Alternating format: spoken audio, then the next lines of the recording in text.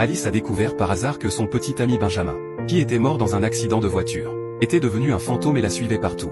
Mais quand Benjamin l'a appelé, Alice a fait semblant de ne pas le voir.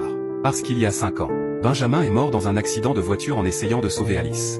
Mais il est devenu un fantôme à cause de son attachement tenace. Pour aider Benjamin à lâcher prise, elle a fait semblant de tomber amoureuse d'Anthony pour que Benjamin puisse monter au ciel. C'est pourquoi Alice a poursuivi Anthony pendant 5 longues années. Tout le monde pensait qu'Alice ne voulait que l'argent d'Anthony. Même Benjamin disait qu'Alice n'avait pas de dignité. Mais Alice s'en fichait car chaque fois que Benjamin était déçu d'elle, son obsession s'affaiblirait un peu plus. Benjamin voyait Alice se faire harceler par Anthony chaque jour. Il l'encourageait à se ressaisir et à ne plus se laisser contrôler par Anthony. Chaque fois que cela arrivait, Alice se cachait sous sa couverture pour pleurer en secret. Le lendemain, Alice alla au temple pour prier pour la bénédiction de Benjamin, espérant qu'il puisse bientôt lâcher prise sur son obsession. L'abbé rappela à Alice qu'il ne restait qu'une dernière étape pour que Benjamin la voie. Mourir sous ses propres yeux pour Anthony. Quand Alice entendit cela, elle accepta sans hésiter. L'abbé demanda si elle allait le regretter. Alice répondit que tant que Benjamin pouvait aller au paradis, elle était prête à donner sa vie. Quand Alice est sortie du temple, Anthony est venu la chercher et lui a dit qu'il allait courir ce soir, lui demandant d'être sa porte-bonheur. Benjamin s'est précipité pour l'arrêter car cette des déesses porte-bonheur d'Anthony était déjà morte. Pour l'amour de Benjamin, Alice a accepté Anthony sans hésiter. Mais quand ils sont arrivés au circuit, Anthony a non seulement embrassé Jessica juste devant Alice, mais il a aussi remplacé sa déesse porte-bonheur par Jessica. Alice ne pouvait que rester à l'écart et regarder. À ce moment-là, un ami a dit à Alice qu'Anthony avait eu un accident de voiture. Alice s'est immédiatement souvenue de la scène de l'accident de Benjamin. Elle a confondu Anthony dans la voiture avec Benjamin. Elle a donc tout risqué pour sortir Anthony de la voiture. Mais quand elle a réalisé que c'était Anthony qu'elle avait sauvé, elle s'est accroupie et a pleuré de désespoir. Quand la mère d'Anthony a appris cela, elle a dit à Alice qu'une fois Anthony sorti de l'hôpital, elle organiserait un banquet de fiançailles pour eux. Quand Benjamin a entendu cela, il a dit que si ce n'était pas pour cet accident de voiture, lui et Alice seraient fiancés depuis longtemps. Après que Benjamin ait dit cela, son corps est devenu encore plus transparent. En voyant cela, Alice a immédiatement accepté de se fiancer avec Anthony. Après la sortie d'Anthony, il a demandé à Alice si elle était heureuse de se fiancer avec lui. Alice a pensé en elle-même Benjamin est sur le point d'ascendre au ciel.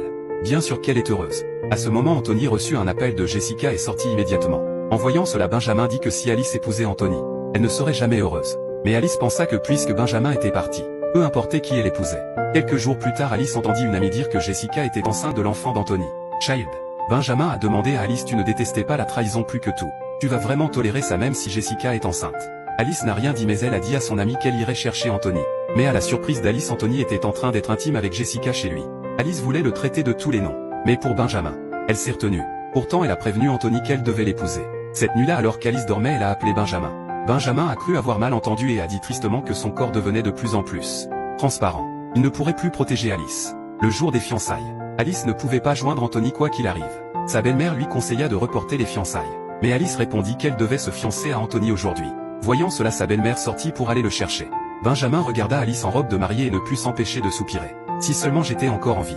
Quand Alice entendit cela, elle fit silencieusement le vœu d'épouser Benjamin dans une prochaine vie. Juste à ce moment, Jessica a appelé et a demandé à Alice de la rejoindre sur le toit. Mais quand Alice est arrivée là-bas, elle a été attachée par des voyous.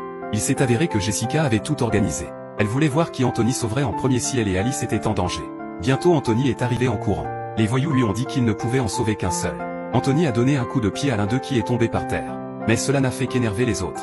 L'un d'eux a saisi une arme et s'est précipité sur Anthony. Alice s'est soudainement rappelé des paroles de l'abbé et s'est interposée devant Anthony, bloquant l'attaque avec son corps.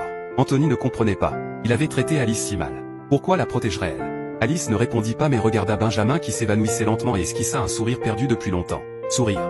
Peu après, Alice se réveilla dans un lit d'hôpital. Anthony promit à Alice qu'il ne l'aimerait plus que elle désormais.